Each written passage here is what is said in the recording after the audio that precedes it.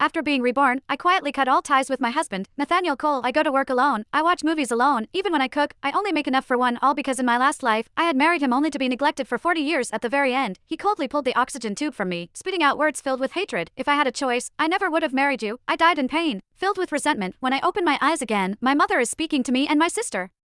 According to the marriage agreement, one of you has to marry Nathaniel. Which one of you will it be? I'm just about to refuse when my sister, Catherine Brown, steps forward. She shoots me a contemptuous glance and says, "Mom, I'll marry him." Chapter Mom, I'll marry Nathaniel. Hearing Catherine Brown's words, both my mother, Amethyst Lowe, and I froze in shock. By all logic, since I was still single as the older sister, I should have been the one to marry Nathaniel Cole. I never expected Catherine to step forward on her own. My mother glanced at me, clearly wanting my opinion. "Bella, don't you have anything to say? Weren't you and Nathaniel seeing each other? I heard that he walked you to work every day." I was struggling to find the right words when Catherine's sharp laugh cut straight through my thoughts. "Mom, how could Nathaniel possibly be dating Bella? He only helps her because of me. I'm the one he likes." A loud buzzing rang in my head. It was as if something inside me snapped. Memories that had never made sense from my last life came flooding back. Before I had died, Nathaniel had written one final line in his journal: "If you have a choice, never marry someone you don't love." So the one he loved was Catherine, wasn't it? In my last life, he'd always used me as an excuse, saying he was accompanying me back home. But looking back now, he just needed a reason to see Catherine. Every time he came back from a business trip, he'd bring two identical sets of clothes.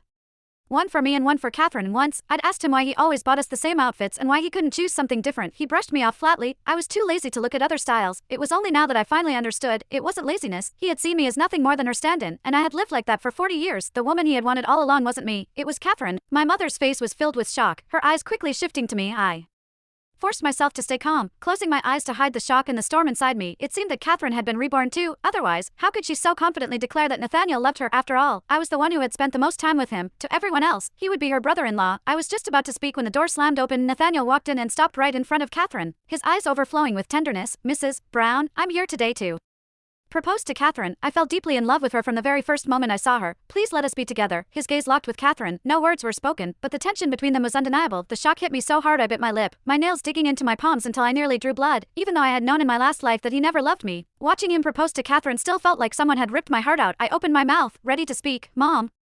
"Shut up." Nathaniel turned his head toward me, his face stripped of all warmth. Those cold, merciless eyes were the same ones that had watched me die without a shred of pity. "Bella, I've already told you I don't love you. The only reason I ever treated you well was because of Catherine. In this life, even if I never marry at all, I will never marry you." I felt like someone had slashed my throat open, leaving a gaping wound. "Mom, then why not just let Catherine marry Nathaniel and fulfill the agreement between our families?" Catherine lifted her chin, smugly looking at me. "Finally, you know your place." I didn't say another word, but inside, I was already torn apart. Seeing them now, I realized they must have been entangled long before, and I had been the fool, left in the dark all along. Chapter After that day, I moved into Briarwood Manor by myself. The Cole residence wasn't far from the Brown residence. They weren't on the same street but were close